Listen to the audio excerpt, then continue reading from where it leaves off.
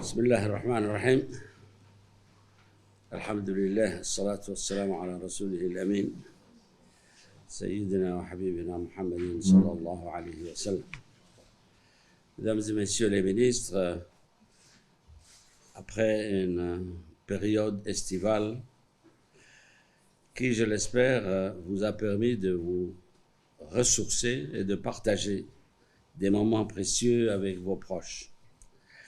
Nous nous retrouvons aujourd'hui pour la reprise de nos travaux, notre détermination à poursuivre notre engagement pour le développement de notre pays et au service de notre population.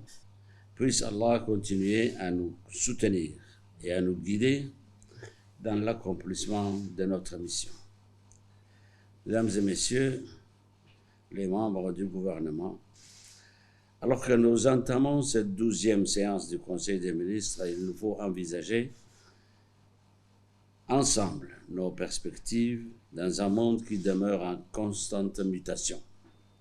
La mondialisation, la digitalisation, les bouleversements géopolitiques, les défis climatiques et les crises économiques mondiales nous obligent constamment à adapter et à repenser nos stratégies ainsi que nos actions pour garantir un avenir prospère et durable pour toute nation.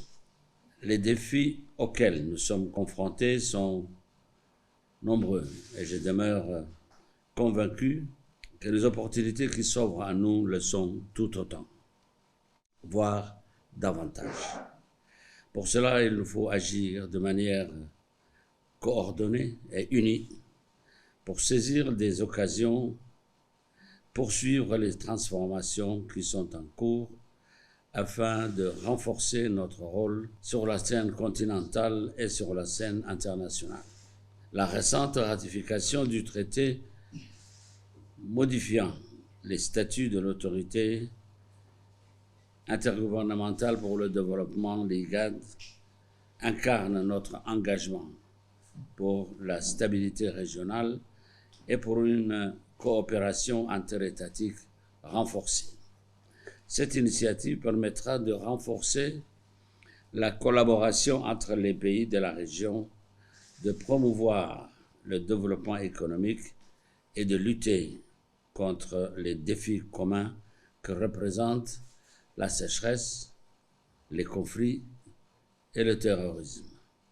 Sur le plan international, la signature du nouveau traité de défense avec la France, après 2 ans de négociations, symbolise non seulement notre volonté de revisiter notre partenariat pour le renforcement de la stabilité régionale et pour la sécurité de l'Afrique, mais aussi notre engagement à renforcer nos partenariats stratégiques. Nous ne manquerons pas également de partager nos priorités lors du prochain forum de la coopération Chine-Afrique et lors du sommet de l'avenir qui se tiendra à New York afin de faire entendre notre voix et d'œuvrer avec la communauté internationale pour mieux définir les contours d'un nouvel ordre mondial qui devra être davantage équilibré et où les pays du Sud seront mieux représentés. Mesdames et messieurs, une meilleure gouvernance mondiale passe également par davantage d'allocations de ressources pour le financement d'infrastructures régionales afin d'avoir un continent qui renforce les échanges intra-régionaux. L'Afrique aujourd'hui n'investit pas assez et souffre d'un déficit de financement. C'est ce message que nous porterons également sur la scène internationale. Sur le plan national, notre action reste ancrée sur une économie de plus en plus forte. Malgré le contexte mondial et une croissance internationale atone, notre économie renoue avec la croissance, principalement due à l'expansion des activités portuaires et au dynamisme de certains secteurs tels que les communications, les télécommunications, l'énergie et notre projet de raffinerie à Damerjo, tout comme le projet pipeline de gaz transfrontalier continueront à porter notre croissance. Pour maintenir notre croissance et garantir un développement durable, nous devons poursuivre nos efforts de diversification économique en investissant dans des secteurs porteurs tels que le tourisme, l'agriculture, les énergies renouvelables et les petites industries.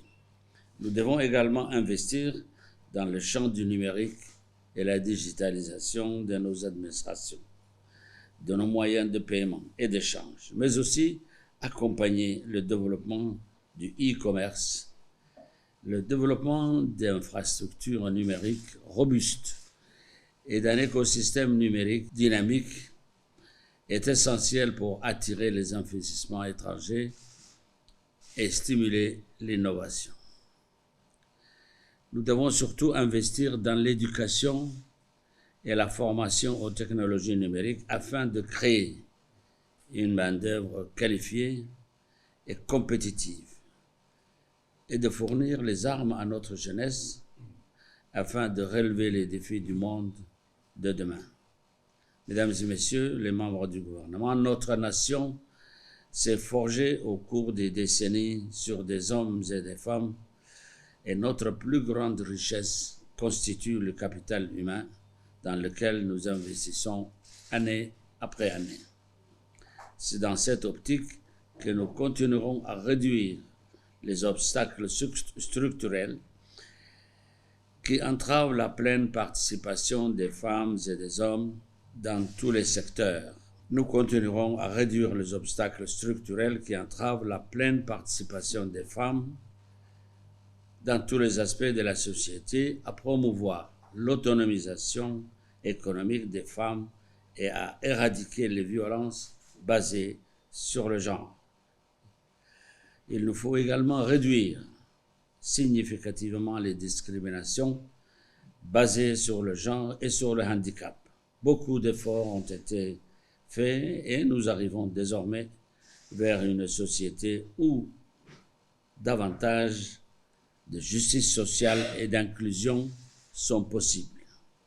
Nos actions vont également sur le soutien des populations les plus vulnérables et pour l'accès au logement abordable afin d'atténuer les nombreux chocs exogènes et de renforcer la résilience de nos concitoyens tout en offrant à chaque Djiboutien des opportunités concrètes pour s'épanouir et contribuer activement à notre société. Mesdames et messieurs, en matière de santé publique, d'importantes réformes ont été entreprises afin de mieux réguler et organiser les structures sanitaires pour assurer que chaque citoyen, quel que soit son lieu de résidence ou sa situation économique, puisse accéder à des soins de qualité.